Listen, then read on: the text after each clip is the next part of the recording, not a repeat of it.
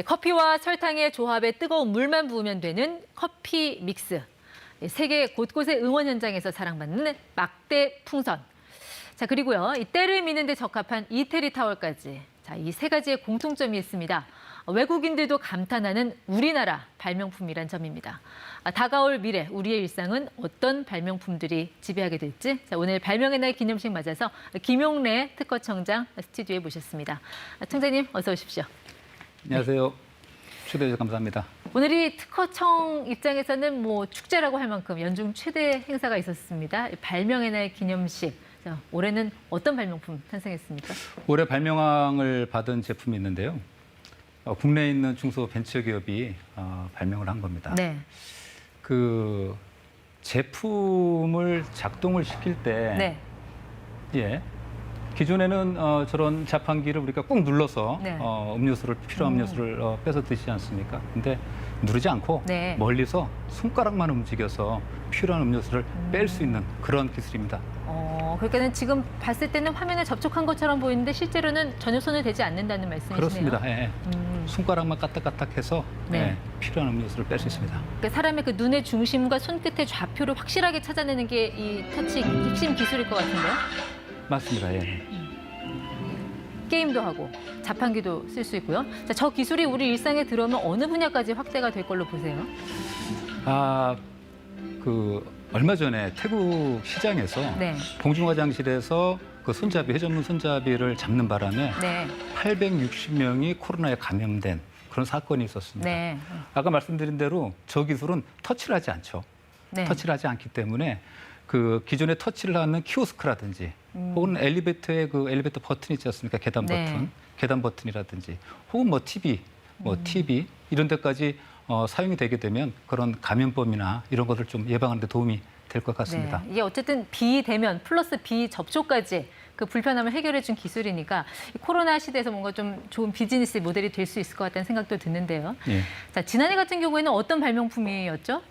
우리 일상에 이미 사용되고 있는 것. 예, 작년에 그 발명왕으로 선정된 제품은 스타일러스라고 있습니다. 스타일러. 네. 스타일러라 그래서 이 먼지도 없애고 살균도 해주고 이게 바지 같은데 이게 주름도 펴주는 그런 네. 의류 관리 기기입니다. 이게 이제 작년에 발명왕을 받았습니다. 네. 네. 그렇게 업체들이 좋은 발명품을 출원을 하고 또 그 기술을 보호받으려면 특허청에 특허라는 거를 내잖아요. 예. 근데 지난해 이 특허 출원이 역대 최다를 기록했다고 들었는데 이건 어떤 의미가 있다고 보세요? 예, 맞습니다. 작년에 저희가 한 23만 건 정도가 저희 특허청에 출원이 됐는데요. 역대 최고고요.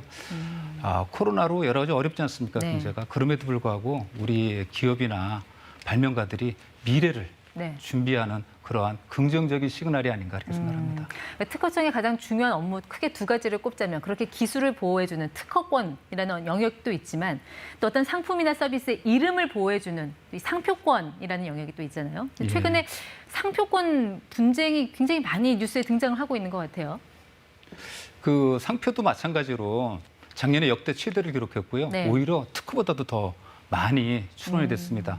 그러다 보니까 출원이 많다 보니까 네. 상표를 둘러싼 그런 분쟁도 같이 늘어나는 거로 저희가 보고 있습니다. 특히 이제 대중적인 인지도라든지 좀 상표적인 가치가 높은 연예인들이 이런 상표권 분쟁에 많이 휩싸이는데 그 여러분들 좋아하시는 그 가수 영탁 씨 같은 경우도 상표권 논란에 휩싸였습니다. 가수 영탁 씨의 노래를 잠깐 들어보고 계속해서 이야기 듣도록 하겠습니다. 네.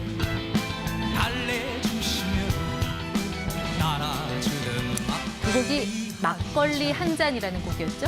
예. 네, 공전의 히트를 치면서 실제로 막걸리 업체랑 전속 계약까지 맺었는데 모델 계약이 끝난 뒤에 이 상표권 분쟁이 나왔어요. 이 업체와 영탁 씨 간에 무슨 일이 있었던 건가요?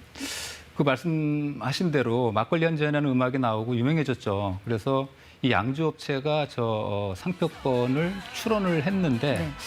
아마도 그 출원을 할 때 그 영탁 씨의 동의나 승낙이 없었던 거 아닌가 네. 이렇게 좀 생각을 합니다. 그래서 그 업체하고 영탁 씨하고 아마 의견이 있었던 거 아닌가 이렇게 생각합니다. 그래서 그 업체는 어떤 상표를 출원을 했습니까? 여기 보시는 것처럼 네.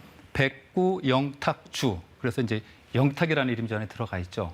이거를 백구영 탁주를 읽어야 됩니까? 백구영 탁주를 읽어야 됩니까? 백구영이라는 거는 그 저 막걸리 회사의 네. 대표 성함으로 알고 있고요. 탁주는 우리가 얘기하는 막걸리를 탁주라고 그러지 않습니까? 네. 그래서 이제 저거를 하시는 분은 아마 이름하고 그다음에 탁주라고 하는 것을 단순히 조합한 거 아니냐, 네. 뭐 이렇게 말씀하시는 것 같아요. 근데 이제 아직까지 저게 이제 출원이 돼 있기 때문에 네. 세부적인 내용은 지금 심사를 해봐야 결론을 알 수 있을 것 같습니다. 네. 지난해 2월에 저희 프로그램 출연하셨을 때는 가수 송가인 씨의 그 상표권 분쟁에 대해서 이야기를 해주셨는데 결과가 좀 나왔습니까? 마무리가 됐나요? 분쟁은? 그때 특허청에 출원된 게 8건이었는데요. 네. 그중에 2건은 이것은 상표로 등록이 안 됐습니다. 그러니까 저희가 거절을 결정을 했어요. 네. 그리고 6건에 대해서는 이게 문제가 있습니다 하고서는 그 출원하신 분들한테 저희가 의견을 통지를 했습니다. 이거는 네. 조금 문제가 있습니다. 거절 통지라 그러거든요. 저희가 통지를 한 상태고 아직 최종적으로는 아직 결론이 안 나서. 보통 이렇게 상표권 분쟁이 발생하면 결과가 나오기까지 기간이 한 어느 정도 걸립니까? 통상 10개월 정도 걸립니다. 이게 오래 아까 걸리네. 말씀드린 대로 연간 특허청에 출원되는 상표가 한 25만 건 되는데 저희 심사관이 한 140명 정도 네. 되거든요. 그러니까 이렇게 줄을 조금 쓰셔야 됩니다. 그래서 네. 차례대로 하다 보니까 10개월 정도 걸립니다.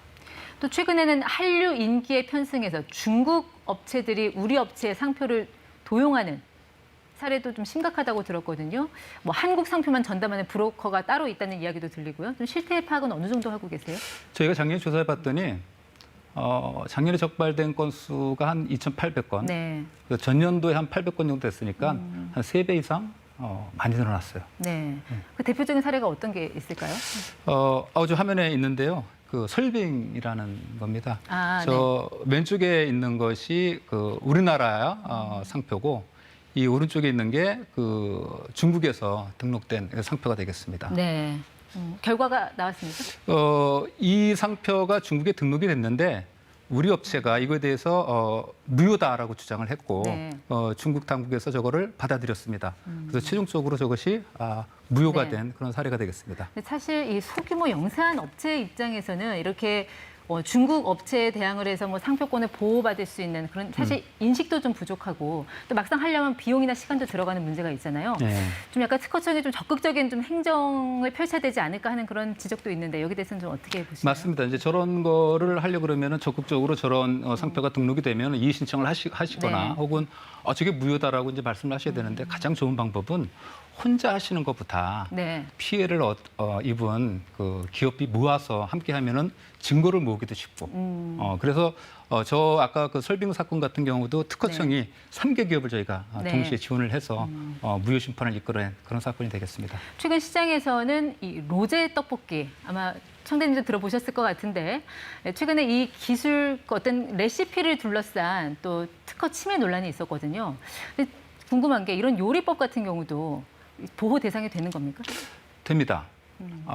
이 특허로 받을 수도 있고요. 영업비밀로 받을 수도 있는데 일단 그 제품 같은 경우는 제품 자체로 특허를 받을 수 있지만은 제품을 만드는 방법 네. 또 특허를 받을 수가 있어요. 그러니까 이러한 그 떡볶이를 만드는 레시피도 받을 수가 있습니다. 그런데 받을 수 있는 방법은 특허뿐만이 아니라 영업비밀도 있습니다. 네. 대표적인 것이 코카콜라입니다. 코카콜라는 우리가 성분은 알지만은 배합 비율은 몰라서 그 맛을 못 내는 거거든요. 네. 그러니까 특허로 내게 되면은 그 안에 있는 배합 비율이나 그 안에 들어가는 원료까지도 다 공개가 돼버리기 때문에 네. 다른 사람들이 쉽게 보고 베낄 수가 있겠죠. 그런 경우에는 영업비밀로 그런 걸 특허로 내지 않고 그런 배합 비율이라든지 그 안에 들어가는 원료나 이런 것들은 영업비밀로 간직해서 보호를 받을 수도 있습니다. 네, 이 업체들의 소중한 뭐 기술이든 이 상표든 이런 어떤 기술 개발이 어떤 상품 권리를 잃는 경우가 벌어지지 않도록 또 소모적인 논쟁이 벌어지지 않도록 특허청의 역할이 중요하다는 생각이 듭니다. 지금까지 ETY 김용래 특허청장과 함께했습니다. 예, 말씀 고맙습니다.